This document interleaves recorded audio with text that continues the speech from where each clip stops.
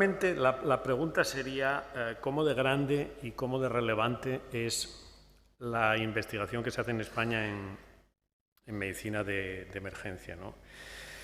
Bueno, hasta donde yo sé, la única forma de medir eso, o casi la única, es ver la producción científica en ese área de conocimiento, ¿no?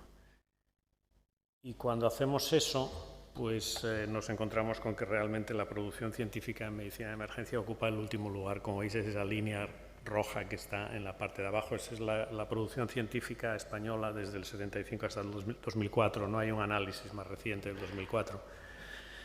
Y lo cierto es que la medicina de emergencia, pues de urgencia y emergencia, está en el nivel más bajo, bastante más abajo que otras especialidades, como veis ahí, ¿no? Es cierto que desde el 2004 hay indicios de que estos índices de producción científica han aumentado, pero aún así podríamos decir realmente que, ateniéndonos a la evidencia, que la producción científica en medicina de emergencia en España, pues por el momento es cuantitativa y cualitativamente baja, y que está por debajo de la media de otras especialidades médicas.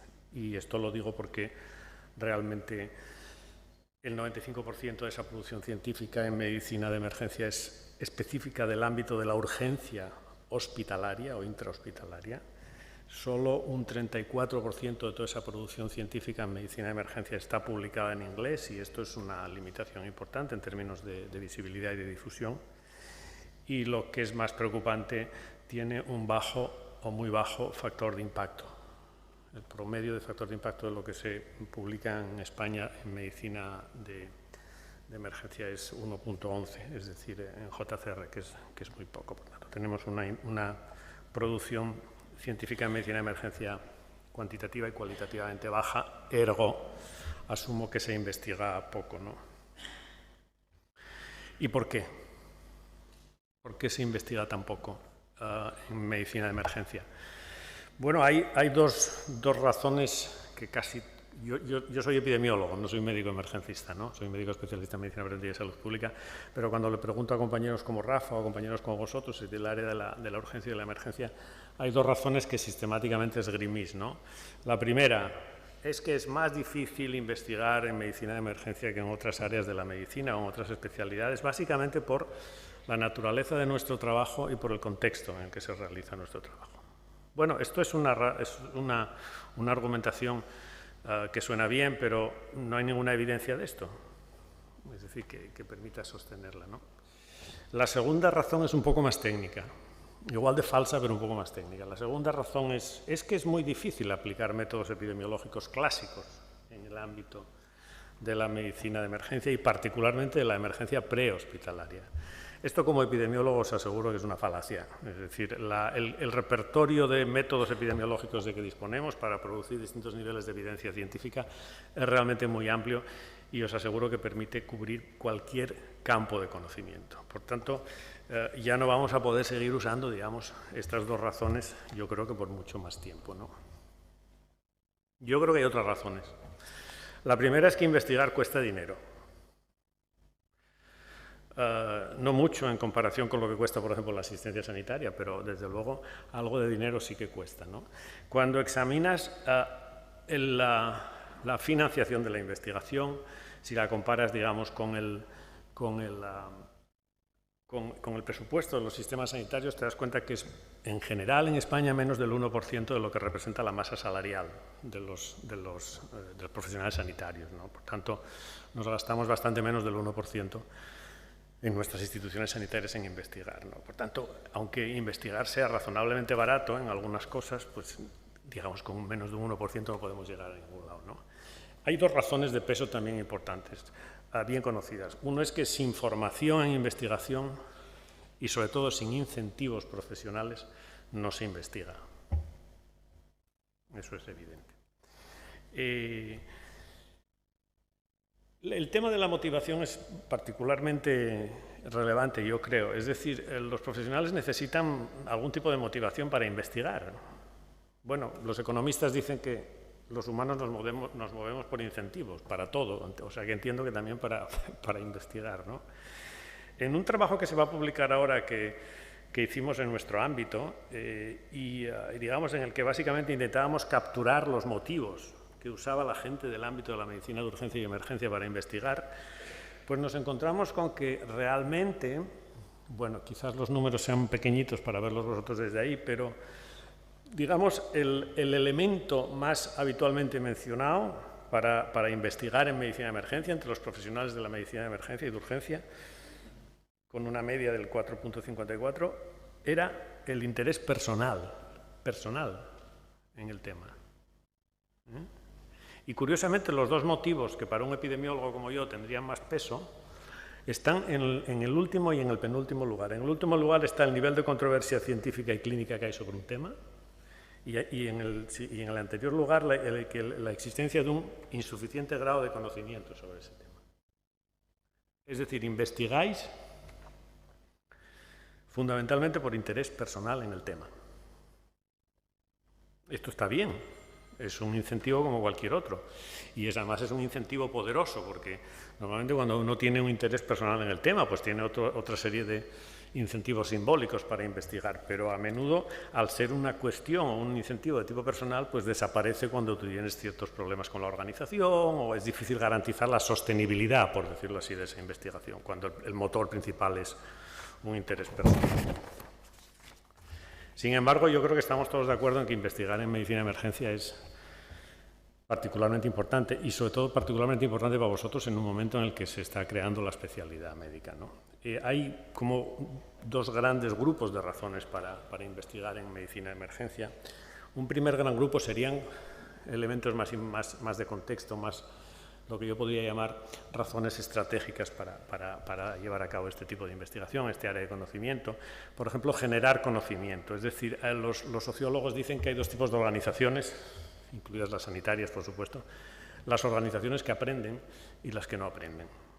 Por tanto, si una organización humana no investiga, es muy poco probable que no genere conocimiento y que por tanto aprenda, ¿no? Esa es una razón estratégica importante que los responsables de organizaciones y particularmente de organizaciones sanitarias deberían de tener en cuenta. La segunda razón estratégica es que sería importante investigar para mejorar los niveles de evidencia de resultados de los procedimientos que usamos. Yo he oído muchas veces a compañeros epidemiólogos y también a compañeros emergencistas como a Rafa y a mucha otra gente decir que el ámbito de la medicina de emergencia y quizás un poco más la emergencia prehospitalaria es uno de los ámbitos donde se hacen cosas con menor nivel de evidencia de resultados desde el punto de vista de procedimiento, y eso es preocupante, o deberíamos intentar mejorarlo. Y la tercera razón es que necesitamos mejorar la calidad y la eficiencia de los sistemas de emergencia, tanto desde el punto de vista de las organizaciones o de la organización como desde el punto de vista asistencial. Por tanto, hay buenas razones estratégicas para que dediquemos más esfuerzo a investigar, pero también hay razones de tipo instrumental o más operativo, ¿no? Por ejemplo, que investigar te permite facilitar la toma de decisiones complejas a veces en contextos difíciles, ¿no? Y que también te permite evitar la inercia asistencial, ¿de acuerdo? Y desde mi punto de vista también hay una tercera razón instrumental, operativa muy importante, que nos permitiría reducir la variabilidad no justificada de las intervenciones. Le he oído a Rafa y a otros compañeros del ámbito de la emergencia decir que hay mucha variabilidad de las cosas que se hacen dependiendo de los lugares y dependiendo de las organizaciones. Por tanto, investigar sería una buena manera de reducir esa variabilidad no justificada. Me refiero siempre a la variabilidad. La práctica clínica siempre tiene una variabilidad, pero en este caso estoy hablando de la variabilidad no justificada, no basada en evidencia, ¿no? Por tanto, tenemos primero el problema de producir este tipo de conocimiento en nuestra especialidad, pero también tenemos el segundo problema derivado del anterior de trasladar ese conocimiento a la práctica, ¿no? En general, el traslado de conocimiento no es tan rápido como pensamos. Es decir, los que conozcáis esa pirámide sabéis que desde los datos, incluso desde los datos significativos hasta que eso se traslada a conocimiento aplicado en la práctica clínica, pues hay un largo trecho. Y este trecho parece ser particularmente largo y lento en el caso de la medicina de emergencia. Por tanto, también tenemos un ámbito de estudio relacionado con la aplicación de ese conocimiento. Sabemos, por ejemplo, que en medicina de emergencia hay gran cantidad de conocimientos que no se aplican o no se usan de una manera razonada. También sabemos que hay muchas innovaciones contrastadas y aplicadas en ciertos lugares o en ciertos contextos, pero que se diseminan muy lentamente a otros contextos o al conjunto de la práctica clínica, ¿no? De alguna manera podríamos decir que el avance médico en general pues no está limitado realmente por el ritmo de descubrimiento o de avance científico, sino por el ritmo de implantación. Por tanto, hay un ámbito de investigación ahí importante. Y frente a esto, pues lógicamente hay limitaciones. Las limitaciones son muy familiares para todos nosotros. Es decir, investigar, decía al principio, es complicado, es muy difícil, fundamentalmente por una serie de limitaciones que no son específicas de la medicina de emergencia, son específicas de cualquier campo de conocimiento. Algunas de esas limitaciones están en el ámbito de la propia ciencia, de los propios métodos, de la dificultad para abordar fenómenos de múltiple escala, como son los incidentes con múltiples víctimas, o la dificultad para producir conocimiento de tipo colaborativo, que hay un déficit ahí importante. Otras son limitaciones de tipo claramente político y otras son limitaciones de tipo práctico. Por tanto, hay distintos tipos de limitaciones, pero en el caso de la medicina de emergencia sería bueno dedicar un cierto tiempo a identificar dónde están los principales límites que tenemos en ese sentido. Bueno, y dejando un poco de lado el tema de los problemas, ¿no? De los problemas para investigar en medicina de emergencia, yendo un poco más a las cuestiones prácticas. Yo diría que hay 3 ámbitos, digamos, en los que podéis investigar en medicina de emergencia y 7 dimensiones también específicas, ¿no?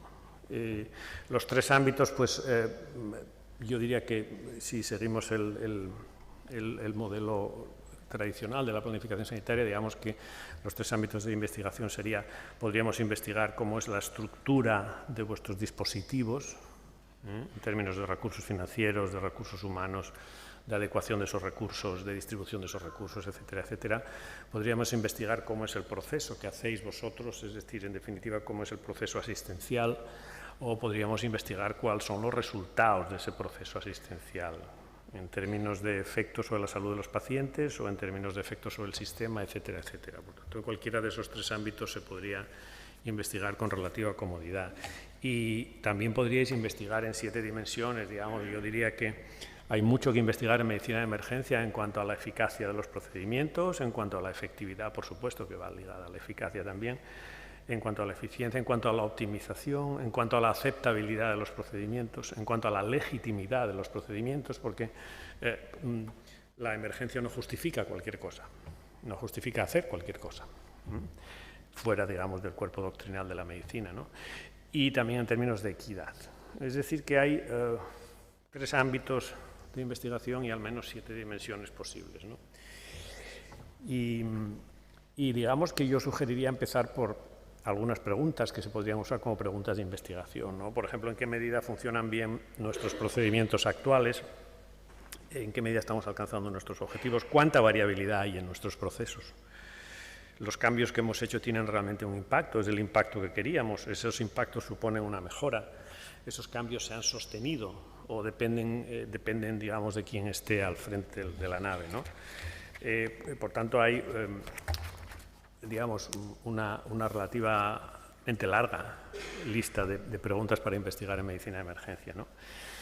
Y luego hay una serie de temas, yendo un poco más a lo específico y para finalizar, hay una serie de temas que aparecen como prioritarios. En otro estudio que hemos hecho, que también se va a publicar ahora, preguntando a la gente de vuestra especialidad o de vuestro ámbito asistencial, que consideran prioridades temáticas para investigar en emergencia prehospitalaria, pues surgen una serie de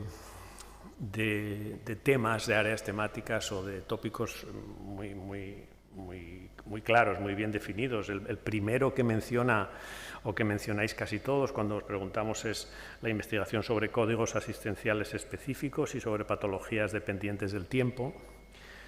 El segundo es precisamente la coordinación y la gestión de los IMVs. El tercero es el ámbito de la innovación en los SEM. El cuarto es el factor humano, la influencia del factor humano en la toma de decisiones en medicina de emergencia. El quinto es algo en lo que sí hemos trabajado nosotros bastante, el triaje, análisis y gestión de los centros de coordinación. El sexto son las nuevas tecnologías, el séptimo son los efectos adversos, la seguridad clínica y la calidad. El séptimo es la parada cardiorrespiratoria y el trauma grave, y finalmente está la formación y, en último lugar, el uso de grandes conjuntos de datos en emergencias. Es decir, hay suficiente información y suficiente identificación de los objetivos, de las preguntas de investigación y de las áreas temáticas. Por tanto, digamos, dentro de esa, aun considerando, digamos, eso que mencionaba, de que la principal motivación suele ser una motivación personal, también quisiera acabar diciendo que muchas de las cosas que hacemos en la vida son exclusivamente por motivación personal, ¿no? Y si no hubiera motivación personal, uno tiraría la toalla probablemente a las 72 horas. Así que no descartemos eso, y aunque sea por esa razón, empecemos a investigar en medicina de emergencia. Bueno, gracias.